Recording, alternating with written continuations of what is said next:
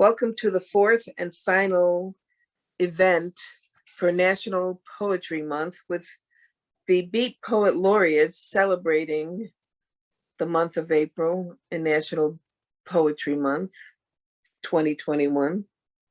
First up, we have Paul Richmond. He was the U.S. National Beat Poet Laureate from 2019 to 2020.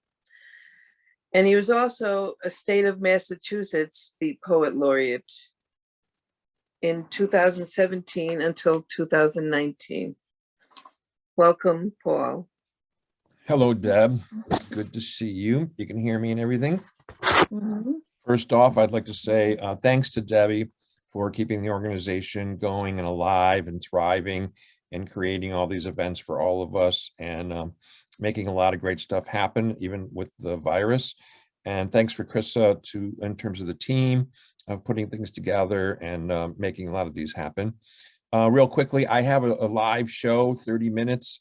I know some of you saw it. It's a pay-per-view. Check out my site. I've posted it a few times, haha. And it's there for you all to see. There's some new ones. I'm going to start out with a couple shorts. The ship is sinking. The captain's lifeboat left early, and the waters lapping at your ankles is rising. Many have made their way to the bar, and I have decided I'm going to give swimming lessons in the hopes to make a few dollars. You're telling me I have to make a choice to decide who dies, either an artist or a plumber? And with the present situation with my toilet, I'm finding myself considering sacrificing a few artists. Luckily, though, my plumber is an artist. Last short one. A friend came by telling me a moving van just delivered a new bed to my old lover's house. The new lover bought it.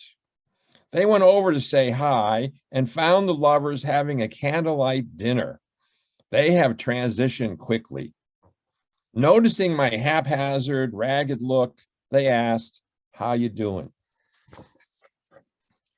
This first piece is then called Flashcards. For those of you old enough to remember flashcards, I know some of you may not. Flashcards, here it goes. Flashcards, there was a question on one side and the answer was on the other. 5 plus 5. 9? No. 12? No. 35? No, Johnny, you're guessing. The answer is 10. And they would show you the other side of the card, and there was the 10. You could argue all you wanted, but there was the correct answer. I would be nice to have flashcards for Congress. What is environmental protection? Cutting trees? No. Some parents would practice with their children. You know, a caring mom who doesn't want you to fail. She gives you hints, maybe even the answer. And then everybody would wonder why you failed in school. At school, though, that was where the cards really did their devastation, would inflict their trauma. The teacher would hold up a card to Billy, the boy before you. His flashcard was 9 multiplied by 4. And Billy would say proudly, 36. I was up next. I was ready. I had been looking up all the answers to the multiplications, and I had all the answers written on my hand. The teacher turned to me and held up the next card for me. She said, "What is 4,872,490 divided by 5/16?" Happening once, you could say, ha ha. Every fucking time. This is the kind of flashcard I get in my life. Are you kidding me? These are the life questions. I get this flashcard every time. No one seems to understand the trauma. All my therapists, all they could do was they couldn't stop laughing. You start to ask yourself, was I over exaggerating? The humiliation, the failure, the feeling doomed, cursed, singled out? When I tried to explain this to my granddaughter, I said to her, listen, they asked me, what is 4,872,490 divided by 5/16? And she holds up her phone and she says to me, Grandpa, it's 155,919.68. What, did your phone go dead, Grandpa? Who could blame me for grabbing her phone out of her hand? I just wanted to look at it to see the answer myself. I suddenly thought, hey, could you look up to see who invented flashcards? Are they still alive? Where do they live? She showed me they live 2 streets over. Okay, maybe in my emotional state, I shouldn't have gone over, okay? I told the judge later, I just wanted to talk to them. How was I to know that when I opened up the door smiling and they whipped out a flashcard and asked, what's 6,500.042 multiplied by 800.1674224? I just want you to know, having restrained meditation time now and heavy narcotics and this ankle bracelet that administers electric shocks, I feel a little calmer. I can almost say, maybe this thing is funny if it could happen to somebody else. But really, I just keep asking, why me? Why me? And my last piece, I think I got time for it. This is called Don't Forget the Merch. Santa is white, they say, and they say Jesus is white. Some say, though, there is a black female Santa, and some say there's a black female Jesus, and they're not happy. No one seems to notice them on social media. No one's liking their pages. They get a lot of hate mail accusing them of being a part of the cancel culture, and they want to set the record straight. They just don't understand the economics of it. What are we going to do with all this merch we have the white Santas on? And not to mention all the accessories for all the white Jesuses.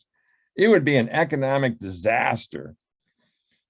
It's not environmentally the right thing to do to fill our landfills with all that merch. At least we have to sell it first. Are you trying to destroy capitalism? It doesn't matter that it's all a lie, a made-up story. We have them believing at the moment, and we got a lot of merch. Okay, listen, maybe we can start out slow. What if we offer action figures of black working elves standing around Santa and slowly building towards one of the elves working their way up? You know what I mean? How you work your way up. And then when Santa retires, way in the future, that's right, we'll have one of them take over. They'll be lightly skinned, though, lightly. We can't make changes too fast. Come on, change happens slowly. And as far as the black female Jesus, we need a story here. You know, maybe a black prostitute that Jesus tries to save. You all know that Jesus was always saving prostitutes. We just don't know what they were saving them for. Meanwhile, we're going to need a miracle. The black prostitute, maybe she turns into a lightly colored male healer, you know, that was in the mother's womb at the crucifixion. I know it's getting out there, but we got to create the story. I mean, somebody's got to take on Jesus' work when he retires, maybe 100 years from now. Okay, we can't have this change happening way too fast. And listen, just to be clear, change happens slowly. We got a lot of merch to dump. Thanks a lot. Thank you, Paul. Next up, we have Richard Wayne Horton, State of Massachusetts Beat Poet Laureate from 2019 to 2021. Welcome, Richard. Hi. Whenever you're ready. Yeah. A poem built from the outside is not as simple as it seems. You drag images in supposedly from the outside world, but where is the outside? There is no outside. What I see and where I live is as much me as my bones. In the 60s, I lived in a sun-bleached suburban moonscape outside Dallas. If anything could be hidden in plain sight, It was the menace beneath the banal niceness in this pop chimera, where we watched TV and went to the store and did our homework. Young and pimple-faced, I opened school books and filled out class exercises. I went out to look at the empty skies, but discovered they were an invasion route. What was coming to get me? The pointing finger of a church spire said, "Don't give up, go there, up there." But then a 7-mile high flash silver cumulus came walking on threads of rain. Was it weather, ecology, geology? The direction seemed to be down, not up. I entered the underworld, drainage tunnels beneath my neighborhood, where a whisper could be a song of shadows that knows the way. Not a thing, but a place. Not a destination, but a place. Not a place, but a place. The bones of Dallas. I am become limestone. I am become geology. Stepping out into the suburban whiteness, I hold in my hands these continually passing cars, these lawn sprinklers, these flower beds, these bags of fertilizer, these flushing toilets, these lawnmowers. Down in the creek, fossils have washed loose and assembled themselves to climb out and roam the sidewalks, disguised as insurance salesmen. Madam, may I speak to the breadwinner? Madam, have you ever thought what might happen if you were to push your hand into the dirt of your backyard and touch the coolness of legacy? If you were to feel it, the soil is fatally damp. The Leviathan of the land lies below. He is rock. He cannot be understood. His cold, sub-eternal shadow steadies the assassin's sighted gun barrel, so curious to know its prey. Have you ever walked through submerged cities when you slept and heard above you a pounding on the door? Madam, there are dinosaurs under this town. Down in the creek, children put their feet into dinosaur footprints and pick up pieces of fossilized bone to duel like crazed reptiles. The cutaway shelf of black clay is a history of Texas murder. Long winds thunder in their ears. The empty Dallas God speaks without ceasing. Here we grow as the suburbs kill us with mildness. Turn homeward to the canned corn cackle of TV laughter. TV goes squawk, squawk, squawky, blam!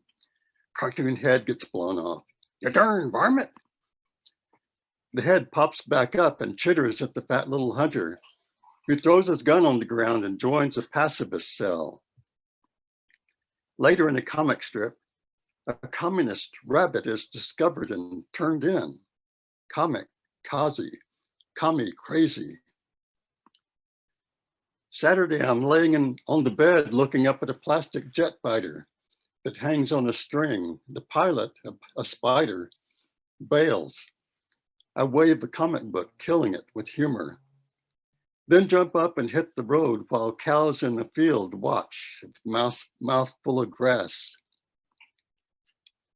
A motorist stops and asks if I need to be turned in at a crazy house.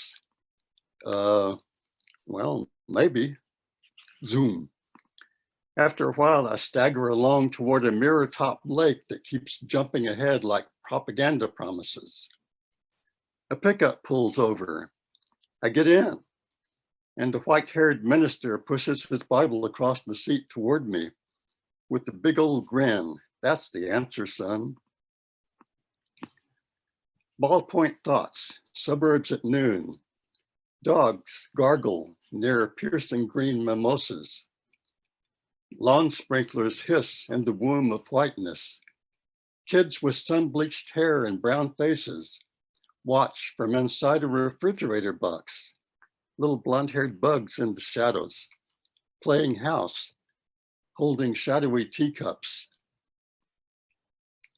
A newspaper rolls limply across the sidewalk. It has a picture of Jack Ruby, a pointing finger, the back of a head wearing a Stetson, a fierce frown. Who shot that gun off? Later, I find myself in back of a church where yellow grass sows across cracks in the black clay. Nearby, there's a corrugated iron fence. I can smell the dirt. A face is brown in front of the rusting metal. In the parking lot, an updraft sends tatters of birds high into the air. Crash, crash. Colossal feet smash into the land, getting closer, bigger than anyone could have thought, sooner than anyone could have expected. It's here. He's here. I'm here. There is no past. I am the past.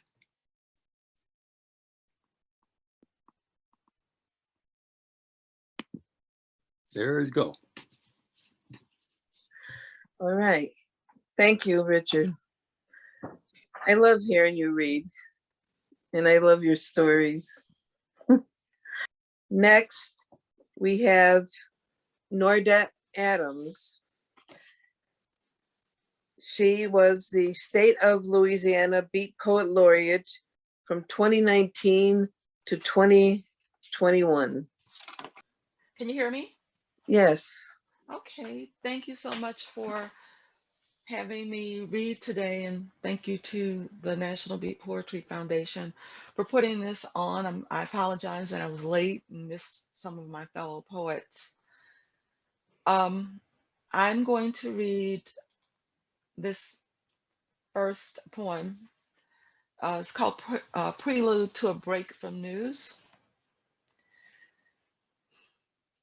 When I see the brother on Facebook, red, black, and green crocheted cap throwback on his head, Marvin Gaye make me want to holler beard, he's ranting.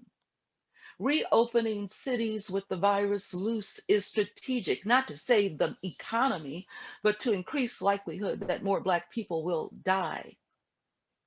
I consider probabilities. Has the American dream duped me into fatal comfort? Is his conspiracy theory mere byproduct of a man cracked in two?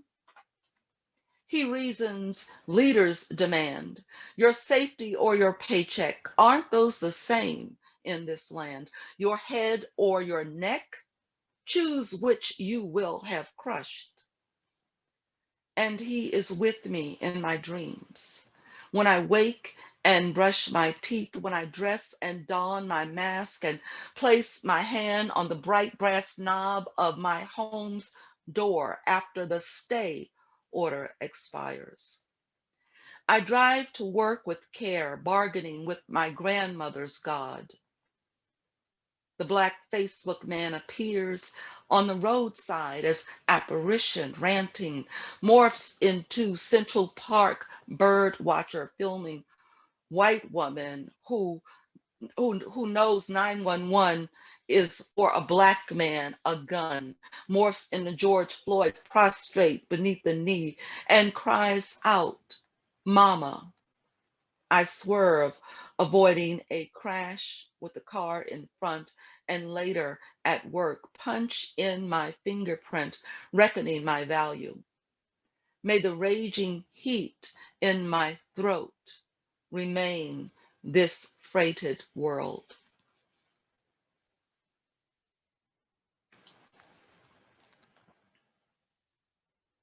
This next poem is Lashonda Morgan at Ashland Plantation. It appeared in, I've drawn a blank. Okay, Lashonda Morgan at Ashland Plantation. A photograph in black and white by Chandra Mccormick, 1986, south of Geismar, Louisiana. When past talks to present, it asks, Have you seen the little black girl in the wormhole? She is then and now locked in a great puzzle, trapped in the land of cotton and sugar or oil, peering between wooden slats, wet-eyed. She could be either place on Duncan Kenner's Ashland Plantation, 1860, or whatever still stood in Ascension Parish, 1986, one dot in a budding cancer alley. All we see are her 8 little fingers on a darkened, weathered plank boxed into slave cabin or barn. How should we know the difference? A little girl should tire posing that long.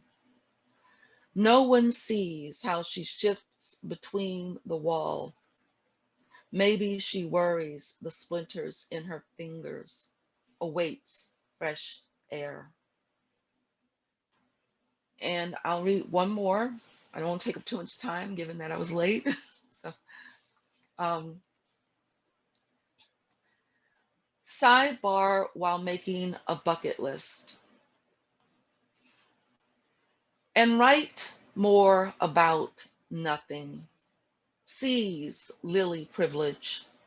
Black poets deserve that luxury, writing about nothing sometimes, to speak for no one, rest their backs on deep, lush green and gaze up at blue and fluffy.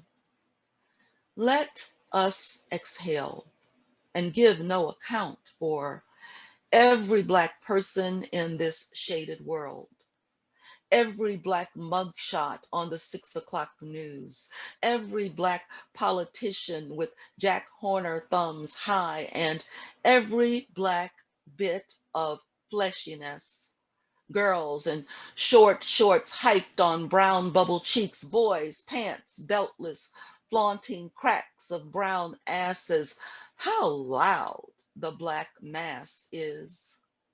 How single the Black mother, how absent the Black daddy, how high the Black jobless, how low the Black test scores, how natural the Black athlete, how well fare the Black folk.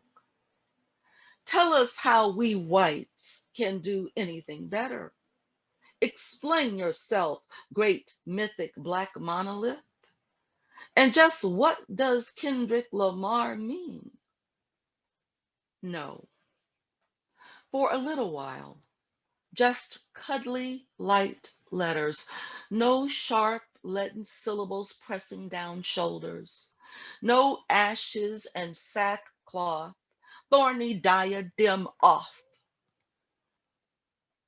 and write a poem about my love, a red, red rose. Pen an ode on urns, a stanza on fans of budding twigs, a naughty flea. When will we ever at leisure paper the world with naval meditations, then recline on the plush green mountain and dine by the brook, dreaming our raisins in rain, not sun? Thank you. Thank you so much, Nordette.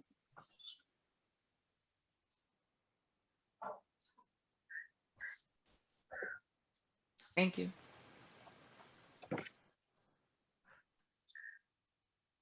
Next up, we have Lorraine Currelley.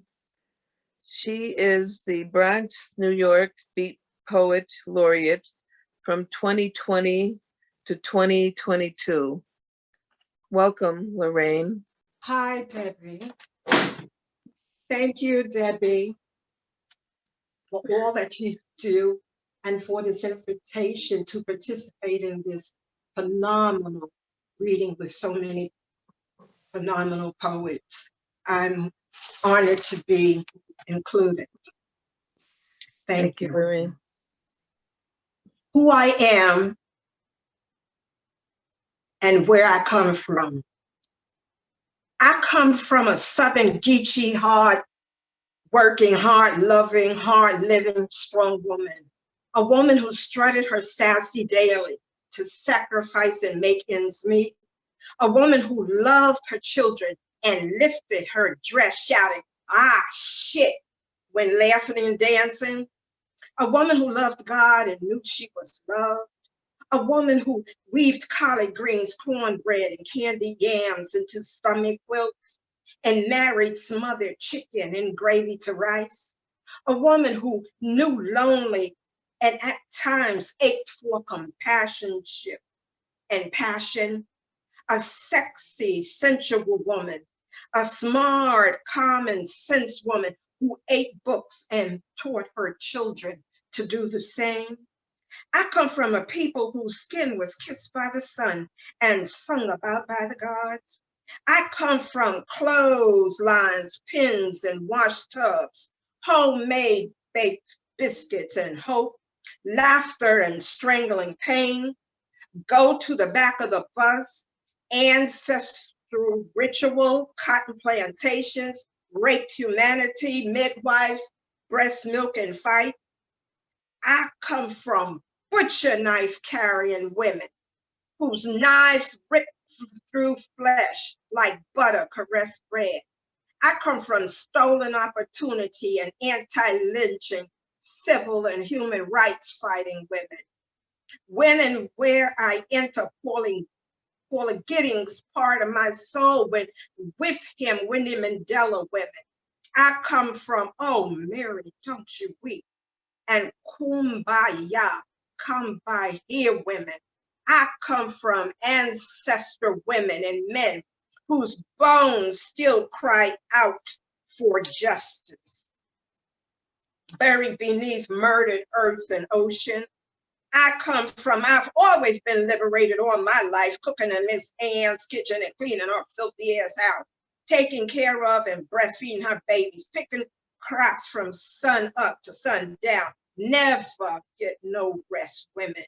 I come from warrior women, Hatshepsut of Egypt, Candace of Meroe, the Kahina of Maghreb, Amina of Housing Land, Helena and Sabla Wengal of Ethiopia, and Zinga of Angola, Donna Patrice of Congo, Emma Tahisi of the Sotho, Rana Valona, the first of Madagascar, Sentiwa of Asante, Nihanda of Zimbabwe, Harriet Tubman, Fannie Lou Hamer, Billie Holiday, and strange fruit swinging from the poplar trees women.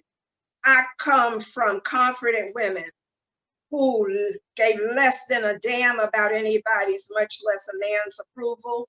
Women who never pass judgment on another woman's knee, knowing loneliness and a hungry body sometimes rule good sense. I come from defiant by any means necessary women.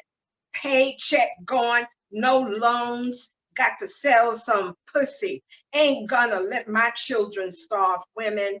Hey, Leroy, had your woman ran off with that woman, you know, the fine one living down the street? Leroy, maybe she would have stayed had you not beat her smile from her spirit. I come from write no checks your ass can't cash. Don't start no shit, won't be none. Fuck with me and get lie thrown on your ass, women.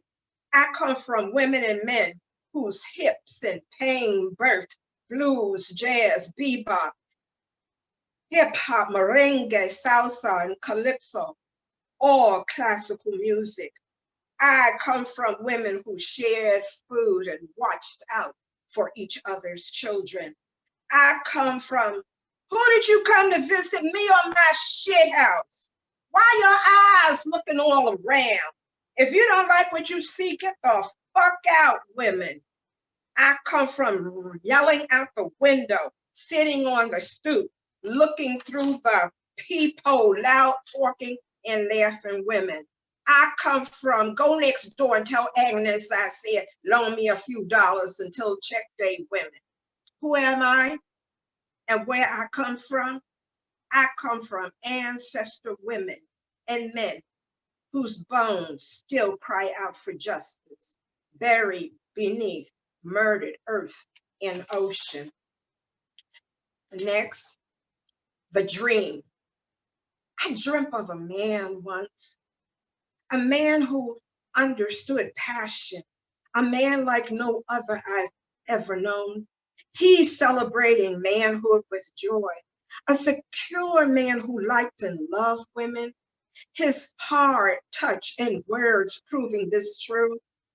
A man blind to my years, rejoicing when I smiled or laughed and danced freely. A man wanting nothing more than sincere touch and feeling, not lust-filled stories to share with friends and make comparisons. A man who taught me to love, who taught me freedom, who nurtured and loved me through pain. A man who spoke to my soul, teaching me to laugh when making love. A man who taught me to appreciate myself. A man who always left me life satisfied. A delicious man. One day, I kissed his sweet lips goodbye, marrying his body and soul with mine for a last time, praying him eternal love and babies yet born, wanting every joy, promise, and experience for him I could not give. Today, I remain the woman we carved together in love, the woman who thirsts and hungers for breathtaking hugs, tender kisses, tongue soaked in southern sweet lemon tea, the Harlem Geechee woman embracing more passion and truth, believing in life and all things are possible, who dances and sings to spirit-filled music, who writes, eats, words, and dreams of living this poem. Thank you. That was very powerful. Thank you. Thank you, Debbie. Next, we have Annie Sauter, who's also known as Jane Wilder in some circles.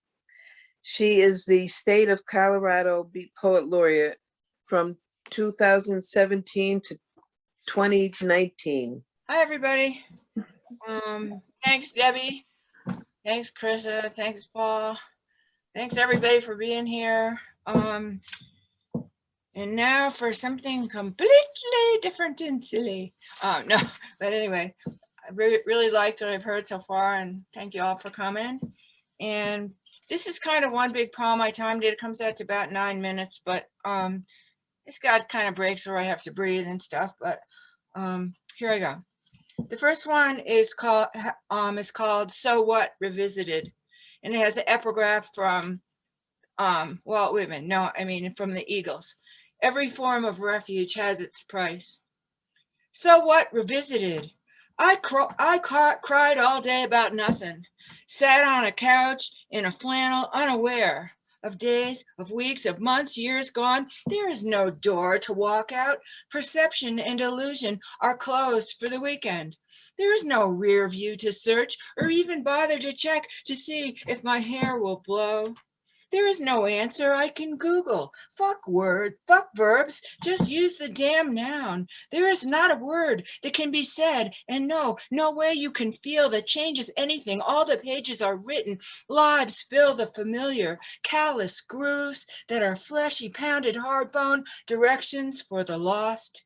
Trails once mapped on my crusty have footed detours, yet they still want more skin from me. But no, that flat filed death, smooth, left by an apathetic frostbite is my own, written now in an invisible ink. It will all be there. It will be all they get. hatchet to toe. Yeah, I could understand that. Rules is rules, but now this life with no marked exit. Am I back in New York in the R bar? All that black purpose clamoring over banquettes, slippery as if new, my resurrected pale body, fragrant but warm as angel's wings, breathing on baskets of buttery bread, plenty, a cool of cheek to floor, always comforting. I have known forever nothing existed outside of a room, any room. So why open anything? Oh, just eat your damn sandwich and shut up. Reason, dialed up, too slow, probably analog. Not that it makes a difference, but your daughter called about her wedding, 2 years off. She had a fitting for her wedding dress. As if there are 2 years of space contained in that faux space between the steel and the screen door. The sickness, it comes and goes, just as I remembered it, on the side of a turn right before all cell service is knocked out by the turnoff to Jack's cabin. Like when it snowed last week, spring snow just started coming down hard about 5 miles out, so there was no turning back, just forward through a windshield of tears into whatever was coming on. Yellow lines doubling, I see them fly by in flashes, but somehow they are on my right. Not right. Into the night, I swerve back, mumbling and gripping the wheel. This isn't England, but even the roundabouts are now on the wrong side. It's all wrong. Sliding into a spin, and I am swimming blind. And you're just home in your place, in your bed, listening to hijacked cartoons on pirate internet, rolling cigarettes, trying to load footage. And I am heading home, but no longer to you. So there's no one to call to say, hey, baby, I'm going to be really, really late. No, I am like a woman on the moon. Major Tom in a 20-year-old truck, out of contact, crawling on rubber wheels without any gravity on the blank-faced moon, hitting those craters which we have made so deep, so permanent between us. I think, when is it going to stop? It isn't going to. I mean, that is the real answer, she comments, all easy-armed. Yeah, the window might be a little high, but elbow out, she continues dropping that banana peel without comment. Slick slip just sliding out right onto the pavement, not pretending any breadcrumbs or channeling her dead mother's voice about the merits of organic tossed onto the roadside. No dude sitting there saying, you're killing the varmints. I mean, you're endangering the birds of prey. And it goes unsaid that the fact is that she is the prey. Nah, that's just something that goes under like seaweed into waves, wheels into the endless, those oceanic yellow lines, unnoticed as the black yellow length of the overheat asphalt that is covering the offending skin. Women and our fruit, she says, somehow, always offensive, no matter, no what. Desperation springs eternal. Mud always makes me feel sort of desperate in the spring, especially when the days are cloudy, which should be seen here as a blessing, as a good thing. Wet as melt, tears as youth spread, as the sweet chin drip of an early apple, meaning moist. Dampened earth reclaims wet with moisture, mostly here, just hard bone as dust, becoming air brown, not as mud or shit, but more like I imagine the wild lungs of ancient ponies, come and gone long before our tight time, back when they ran unfenced. When I ride on horseback in the spring after thaw, always in my mind is the opening up of a tear in her skin, a hole, a small one, not nearly large, not really large, nearly invisible, just a space dented and dinged, created in time, but there, enough to snag a leg. Freedom as is. All bodies as one, flying across the grass, out there, out beneath the splendor peaks and breathless green evergreens. I feel the corner peaking, the promise of some kind of coming, of long length, stretch of summer days, bears, eagles, hawks, even magpies. My feet clench, even freed of stirrup. At every step, nerves twitch, disaster or not, merely misstep, come or not. Desperation defined without Google, without synonym, without comfort arm of antonym. Yes, grass-fed and alive, yet without search. Then it just comes to me. That is what I am. That is who I am. That is who we, and we know us. That is who we just are. Screen, Western Slope, Colorado upwind. Blowing, not bubbles, waiting on Medicaid dentures. We went to the supergiant Walmart store and wandered a cavern of too much and not enough. We couldn't even see down past all those longitudinal lines, tiles, and fluorescence wrapping from one to some other end as if there was one, an end, or maybe even a beginning, and all the while, all that empty, endless while. Outside in the aisle of $20 plastic unicorns, the remembrance of a gift on a special trip to Nevada long ago, of 4 superheroes for that price, for all the boys, all a smile, all the time of wild dust swirled down the streets in front of the old wooden porches and old ragged houses or stucco faked adobes, Latinas and Mexicans sweeping their homes, our eyes tracking flow behind our own cheap hotel room where there was no internet, or at least it was surely obscured from us, surreally real in that square dark box where we needed umbrellas we didn't have because even in the bathtub it rained. It poured like bones stuck to the dirty dust onto our personal parts, our long slow, our shot of our own dusty lives, holy as a pinprick, as black poster painted cardboard, ridged, running, separated and watery along the lines. No window or light in this motel bathroom. A version of a Christmas morning as a whole. A camera obscura. This is the last one. Dreams in snow. It's like explaining a dream to somebody. But I seduced myself, and you were just there. I drank to oblivion, you know that place. I know too, a little place, not that long ago, not that different, just a little bar or cafe, but a place where women could be women, even in all our slippery wet sweat and shiny red dresses with dark stains in the pits, where 8 balls popped into side pockets and long shots, straight shot, and we could dance and dance real slow, real fast, and then there was the sheetrock in the dream. Lots and lots of sheetrock. So much sheetrock, just right for putting things through. You know, like your head or your foot or a random claw or ball peen of a hammer, where the light bulbs hung all shadow caught, exposing their inner works in their shaky filaments, all flimsy vintage and strung like real silk lingerie. Where we fucked and I made so much noise that the neighbors blushed with their nervous envy, and I didn't care. Who knew? But then I woke up from the dream and I had pissed the bed. And I had pissed it so long ago it wasn't even warm anymore.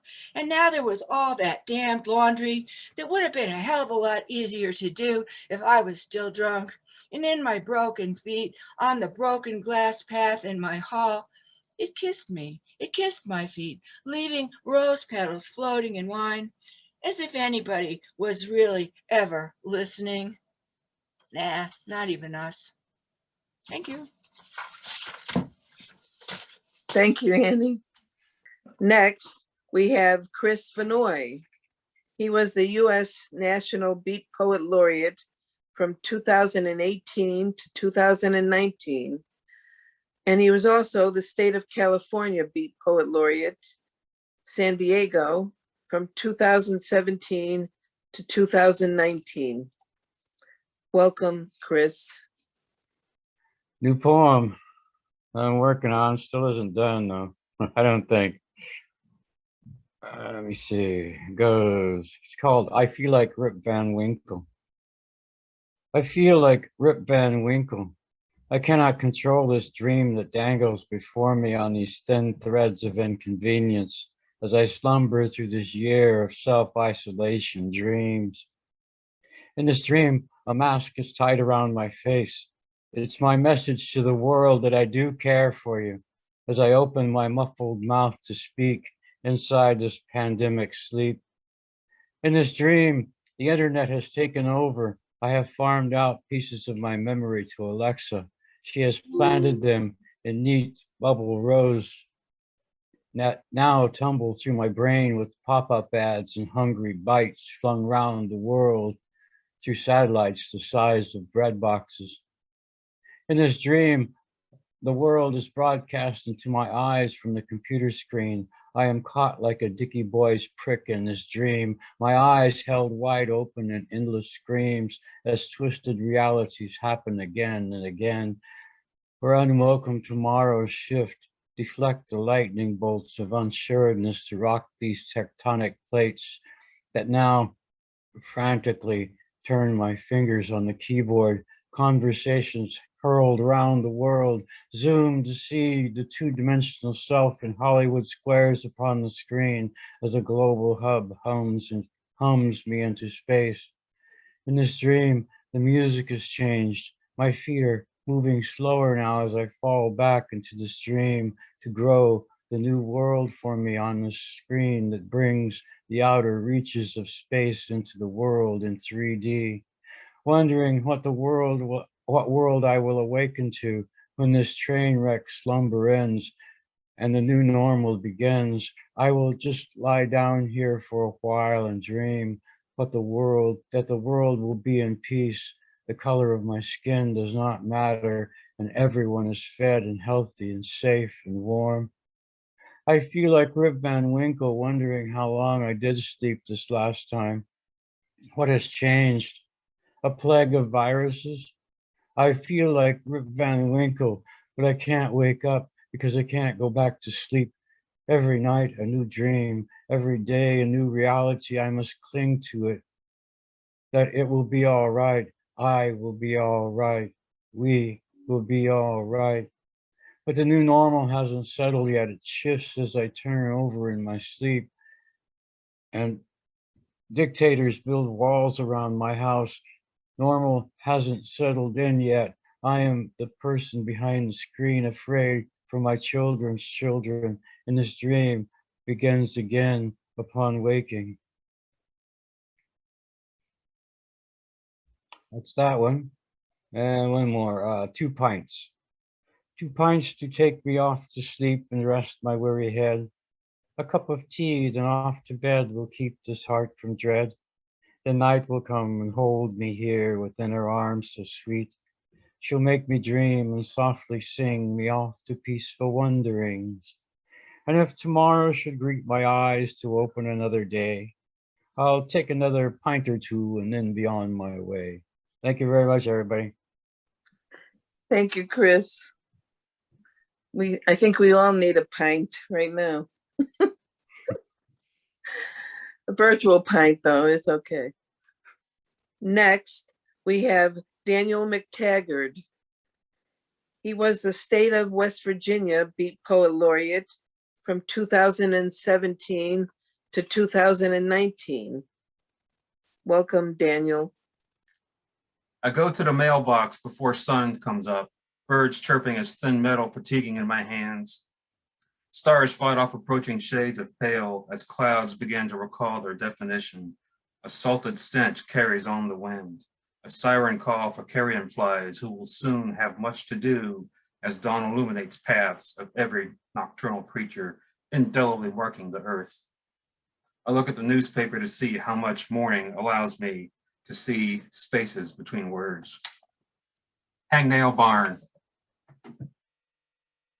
Edges poke out from multiple quicks. On sun and rain weathered sides, the pretty paint of youth flaked off long ago. Boards are warped and liver spotted. A few farmer knots and cobweb clotted. Portholes for older sparrows with a splash of memory. Somebody's grandfather built with pride, with 2 leathered hands polishing every grain set to a hammer's blow. Ivy gains a hold on every splinter, detaching from age, heat, and moisture, and a general lack of grooming. There is no support inside the barn except from arthritic joints that have not flexed in decades, hence the crust accruing inside and out, the growth of desiccated cuticles unable to scratch a longer than lifetime itch, any given slat unable to curl to relieve the sharp and sour sting coming from a brutal tug and pull. Okay, I thought I'd read a couple of poems from For my book, Midnight Muse in a Convenience Store from Venetian Spider Press, shout out to Bill DeVault. These are poems I wrote when I'm working midnight shift at the convenience store. Cure for a drunk girlfriend. Thursdays were ladies' nights downtown, so their boyfriends came in Friday mornings asking for something really, anything with bread. And in West Virginia, that meant pepperoni rolls.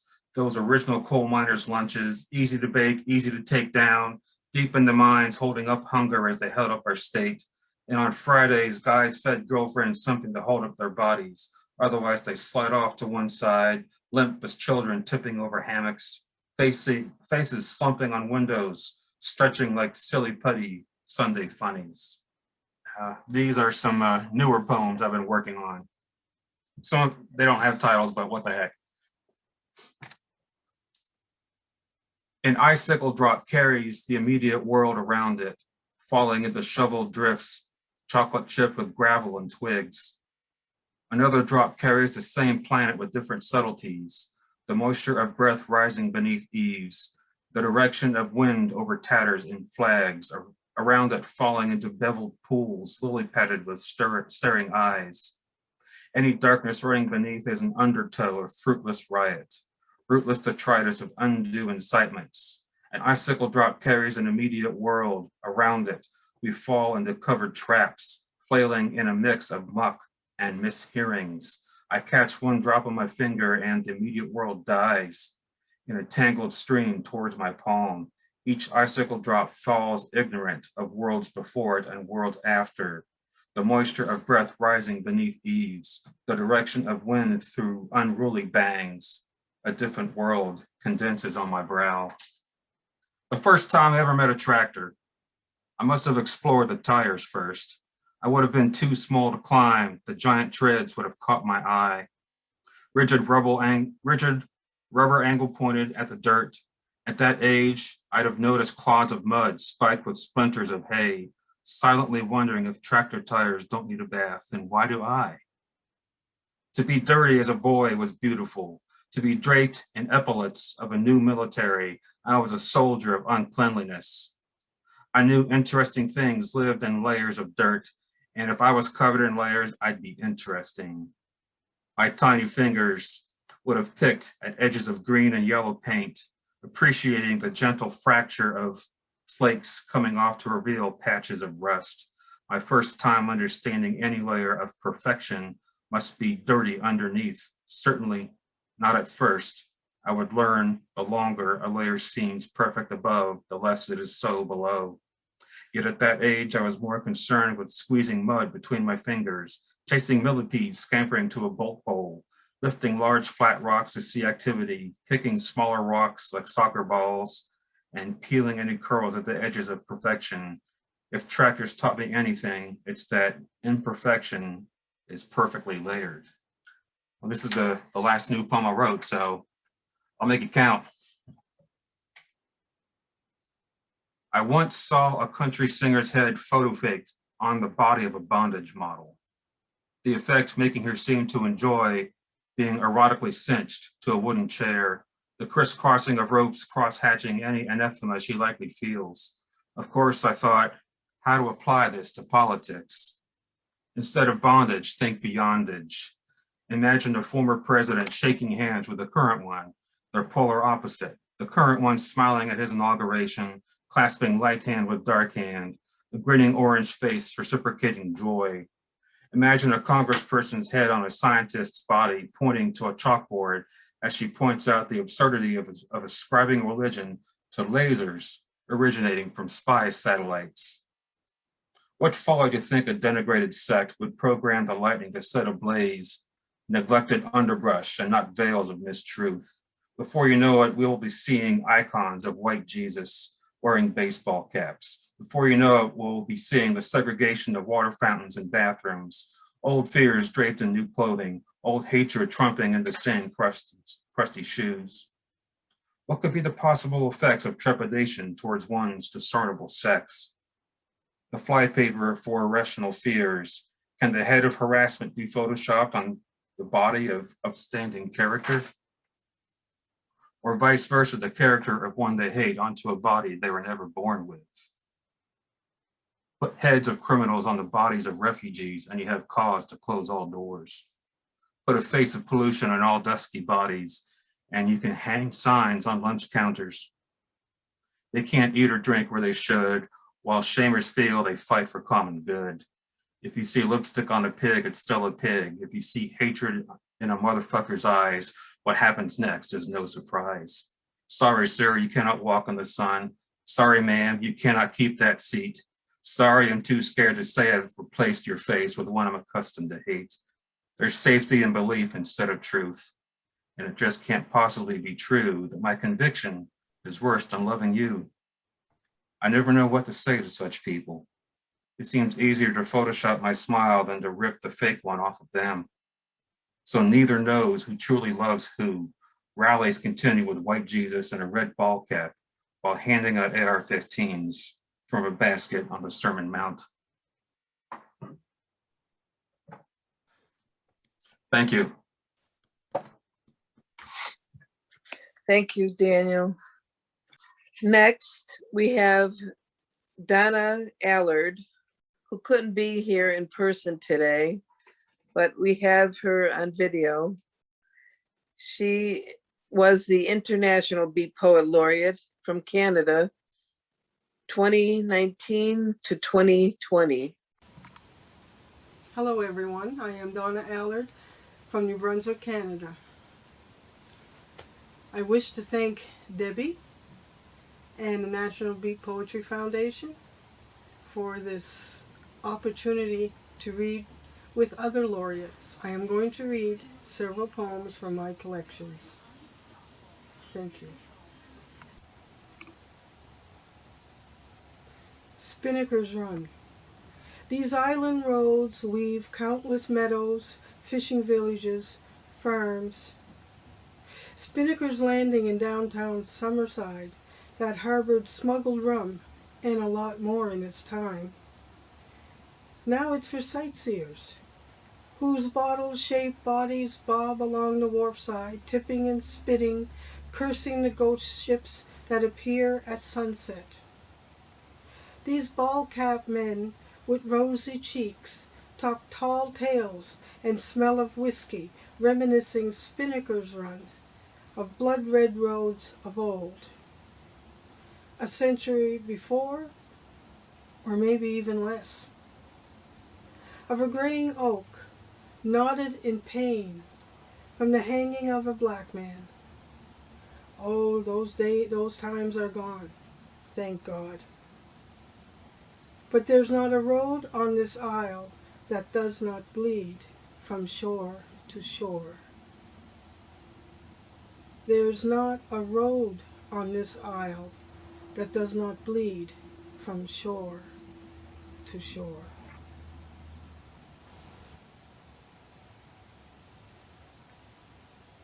On Home. Dedication. Lockdown CV19, inspired by Sadhguru. The plate of food has been sitting on the table so long flies are buzzing about it. The potted flowers are pale against the evening sun nightgown of orange and red. You let the dog out, lean against the doorway, scraping your sandal against the blackened footpath to the street. It is your birth anniversary, and you are alone at 70. Your children took flight around the planet. Your wife passed years ago. Now, leaning into life and out of it, there is a noise at the street. Police and others gather at the gate. The backyard dog barks. He decides to see what the fuss is about. From behind their COVID masks, a choir shouts, "Happy birthday." Puzzled and curious, he slowly approaches. 6 strangers hold up a candled cake. He replies, "I don't understand," and begins to explain about his late wife and children. He takes out a kerchief to dry his eyes and hears, "We are your family, son, daughter, brother, uncle, aunt, old friends. We are family, son, daughter, brother, uncle, aunt, old friend. They hand him a pie turner to cut the cake, while his tears put out the candled flames. War Musket Grasses, Bay of Fundy, New Brunswick, Canada. First place award from the Canadian Poetry Association a few years ago. I see no soldier's uniform as I walk along these shores, but fresh blood cliffs, musket grasses, and the labyrinth of our relics. The unfolding of this puzzle to figure out a broader picture where rose clashed with fleur-de-lis, an Akron coat of arms shared by a friend. Said to follow water trails like a pirate in search of a chest, as magnet speaks closer to sand. He said many have found treasures under the sheet of their own graves. Yet I favor its peaceful clay to dyed denim and origin, connecting with those who fell for their flower, who slept in this bay of mud. Hooves flirt in Fundy sun today, safe before my watchful eyes. And I wonder if they passed on the story to their offspring. When historic man warred saddle to saddle. Come, walk with me, sense the memories dancing in the tide like a reverberating oratory along red cliffs and grassy shores. Then let us retreat from time and fog. I fear ghosts and bellwalkers. They swear the land still smells of powder. Thank you. Next, we have a video sent in from Darlene Fernandez, who's also known as D True Poetry. She was the State of Connecticut Beat Poet Laureate from 2018 to 2020. Hello, everyone. Thank you so much for having me. I am so happy to be invited on this platform. I'm so sorry that I couldn't make it today, but I'll make it up to you. I'm working, right? And so what I would like to say to all of you guys is whether you're a poet or not a poet, I have myself and two other curators, my partners, we have something called Poets of the Round Table. I could spend all day explaining what Poets of the Round Table is, but I'd like for you to go to poetsoftheroundtable.com, and it's not only for poets. You can figure out how you can be a part of Poets of the Round Table. You could also come out to our next event, which is April 7th. We will be in Orange, Connecticut. Everything is on the website. I have so many things going on. I just tell you, I am D True Poetry on all social media, and go check me out. I have a lot of things going on. I got some lives going on that you can be a part of. I have platforms on Instagram, I have platforms on TikTok, and I go live, and you can be a part of it, and you can you can do your poetry on my platform, because I don't do this for me, I do this for all of you guys. I have so yeah, just go to D True Poetry and you can find out all the things that I have going on. With that being said, I would like for you guys to just join me on this little journey. It is Women's Month, so I'm gonna dive right into one of my favorite poems. It's called My Black is Beautiful. I have a disclaimer, I don't sing, but I will be singing the hook to this poem. My book is on Amazon. It is called Broken Silence. Here it is. Okay? You can find it. Hey ho, my black is beautiful. Hey ho, my black is beautiful. My black is beautiful. My black is beautiful like soft kisses of cocoa butter, sway hips of salsa, black, brown, and gold, all hues. It's boss with high heel shoes. My black is beautiful like Spanglish, fast talk, sway walk. It's oh so good. My black is beautiful like crowns over temples. My black is royalty, brown queen is me. Hey ho, my black is beautiful. Hey ho, my black is beautiful. This one, this one is also available on SoundCloud. I don't have it on YouTube, but if I do have a SoundCloud, D True Poetry. This next one is called I Am Woman.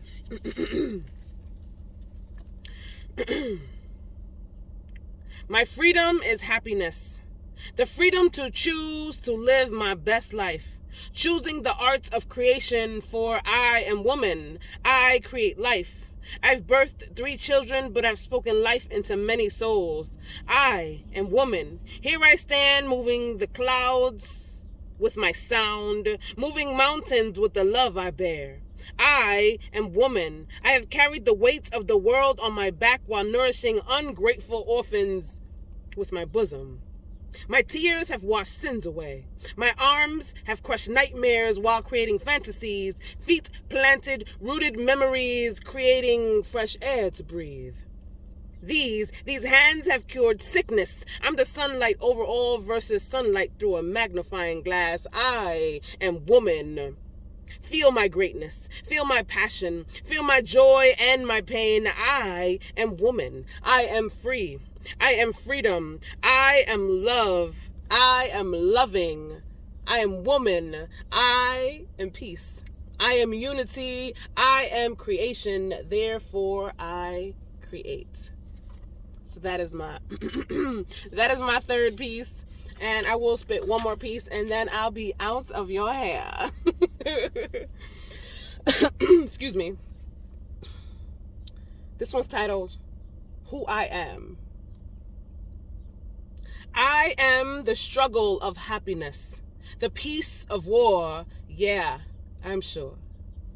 I am the essence of goodness, the perfume of paradise, the rainbow after the storm. I am a long way from home. I am the daughter of temptation, the sister of a victim, the cousin of pain, streams of endless rain. I am the aunt of loneliness, the granddaughter of second chances. Most important, I am the mother of my happiness. I am the strength of my ancestors and the courage of my forefathers, the voice of my sisters and brothers. Who am I? I am poetry. So I say all that to say this. I am you and you are me, and we are greatness. I want to let you know I love you all for no reason and every reason on purpose, right? I wish you all peace, love, light, and many, many blessings. And you matter. I run around here saying poetry matters, right? And so when I say poetry matters, I mean you matter. I mean we matter. Our voices matter. So tell your story. Let your story be told. You understand? Don't be afraid to break the silence. All right. Thank you. That's my time. I love y'all. Peace. And I'd like to introduce to you someone that's been helping me all 4 weeks of National Poetry Month with these Beat Poet Laureate readings. Behind the scenes, she's our technical manager, Krissa Belisario from Greece.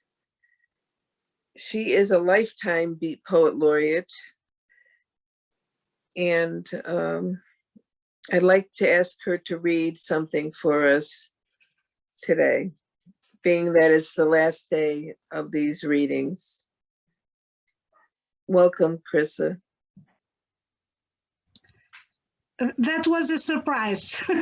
So I must find the poem.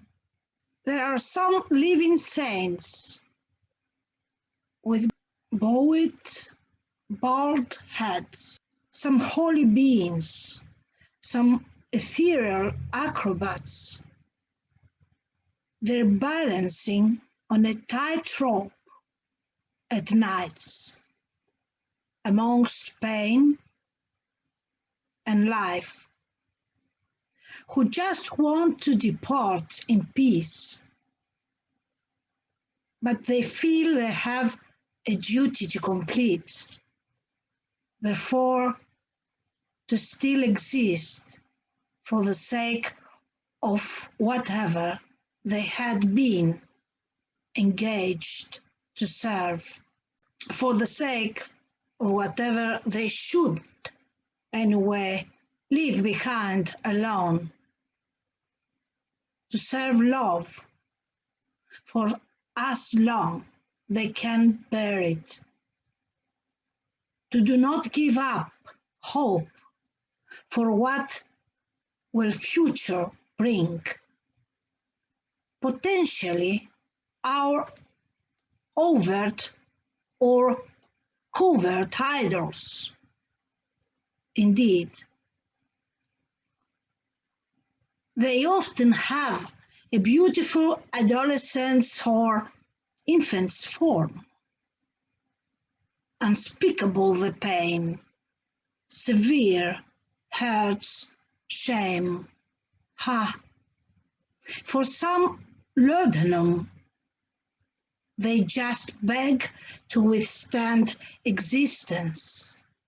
We, as despicable traitors, or in a deep sleep resting, we dare to deprive the gladiators of courage, even from the opportunity to fight with a simple sword.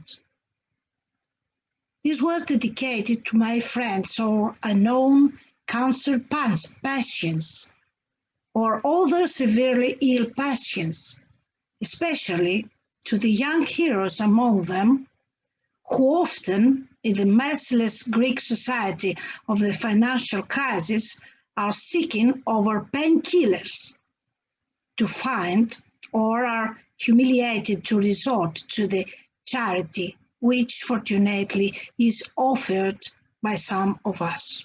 And during these times of